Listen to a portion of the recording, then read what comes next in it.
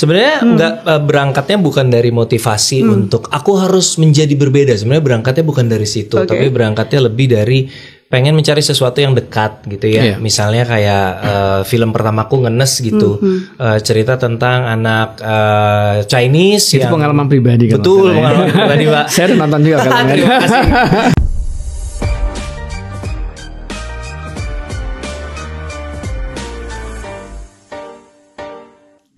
Halo semuanya, apa kabar? Kembali lagi di podcast WhatsApp, waktunya hukum menyapa. Nah, kali ini kita akan membedah makna di balik proses kreatif, di mana sebuah ide bisa dijadikan sebuah karya, dan karya ternyata bisa loh dijadikan suatu cerminan identitas. Nah, sudah hadir di tengah-tengah kita ada komika, penulis, pembuat film, produser, dan semuanya kayaknya diembat abis di profesinya. Ini adalah Ernest Prakasa. Halo. Dan di tengah kita juga sudah hadir ini ada Pak Agung Damar Sasongko, Direktur Hak Cipta dan Desain Industri DJKI. Pengen tahu nih kok. Iya. Pemain film iya, penulis iya, komika iya, terus produser, sutradara iya. Inspirasi dari mana? Energinya dari mana? Sebenarnya benang merahnya kan adalah storytelling ya, kreatif storytelling, mulai dari panggung stand up comedy juga sebelum masuk ke film juga storytelling. Masuk ke film pun storytelling selalu aku dari kecil suka baca novel, suka nonton film, jadi suka captivated by stories gitu. Makanya ketika punya kesempatan untuk bikin film, aku entah kenapa lebih enjoy berada di balik layar, sutradara, penulis, produser, karena lebih punya kebebasan kreatif yang luas gitu dibandingkan di depan layar yang memang sudah dipagerin sama maunya sutradara, sama skenario dan sebagainya. Berarti gitu. ada pengalaman dibatasi. Loh ya semua pasti ada batasan, nggak mungkin aktor bisa semaunya kan gitu. Dan ya memang itu seninya. Cuman buat aku setelah mencoba berbagai macam profesinya, semuanya ada tantangan dan keseruannya. Aku sih lebih enjoy di balik layar gitu. Oke. Nah ini kok Ernest kan pasti udah banyak yang tahu ya, nonton ya. Selalu mengangkat tema-tema yang different gitu, berbeda gitu kan. Nah kapan nih kok Ernest merasa kalau berbeda ini bukan menjadi kelemahan, tapi bisa jadi bahan bakar untuk bisa against juga gitu. Sebenarnya nggak berangkatnya bukan dari motivasi untuk aku harus menjadi berbeda. Sebenarnya berangkatnya bukan dari situ, tapi berangkatnya lebih dari pengen mencari sesuatu yang dekat gitu ya. Misalnya kayak film pertamaku Ngenes gitu, cerita tentang anak Chinese itu yang pengalaman pribadi kan. Betul, pengalaman pribadi, Pak. Saya udah nonton juga filmnya. Terima kasih. Kayaknya harus saya kasih ini badge nih. Nonton film saya banyak banget.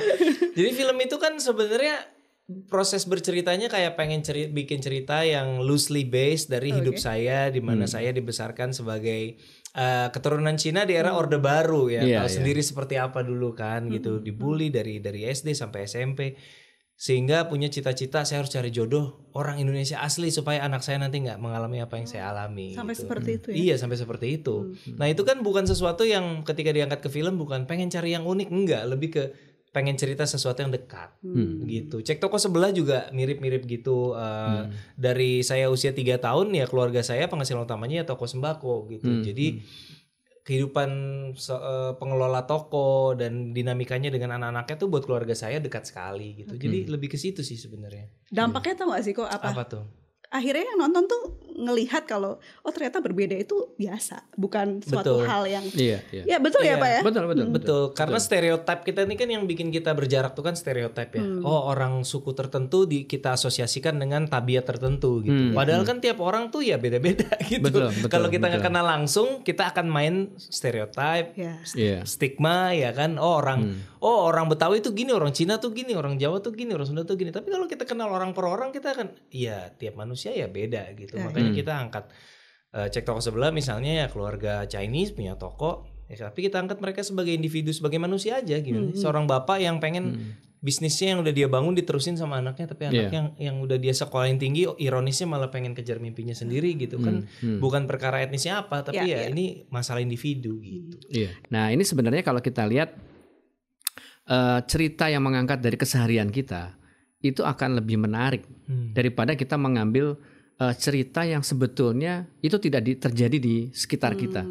Nah itu. Jadi relate ya Pak Agung ya. Betul, relate sekali.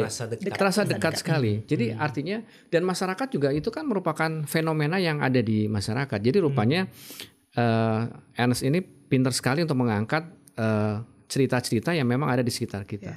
gitu kan. Yang tidak terpikirkan oleh orang kebanyakan ya. Bahkan bercerita tentang masalah misteri saja ya. Cerita tentang ada satu film Teka-teki Tika itu pun juga mengangkat persoalan-persoalan konflik-konflik yang ada di sekitar masyarakat gitu. Bahkan film saya nggak laku aja Bapak nonton gitu. Takjub sekali.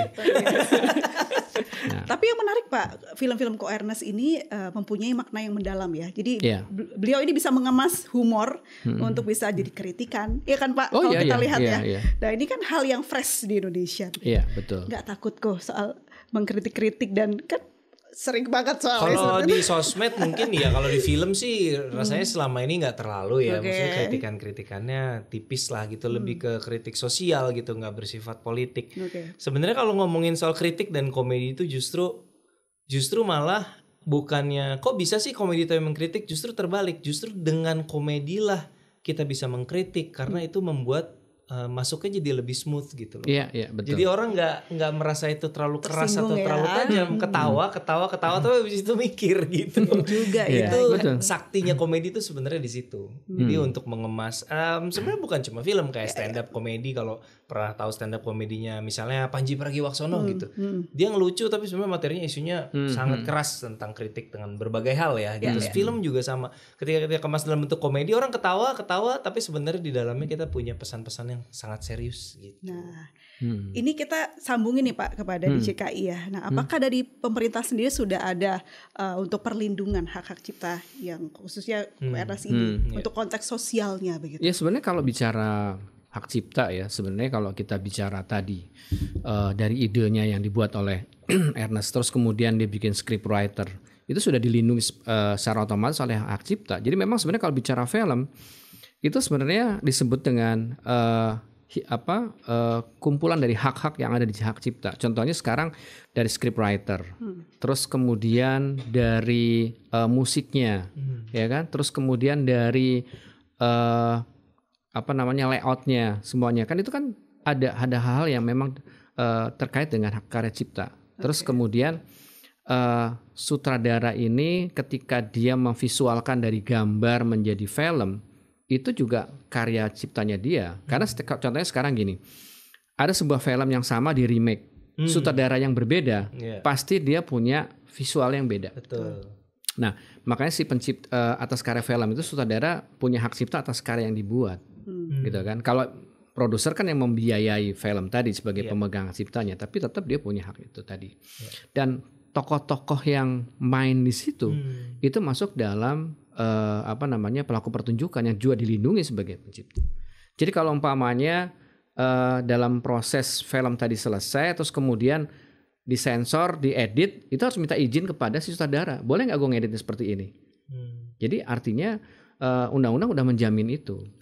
Nah, apalagi kalau sekarang umpamanya setelah film itu tayang, terus kemudian sekarang lagi tren tuh di TikTok dipotong-potong jadi beberapa bagian, itu sudah mutilasi karya cipta, itu sudah melanggar hak moral dari karya cipta tadi.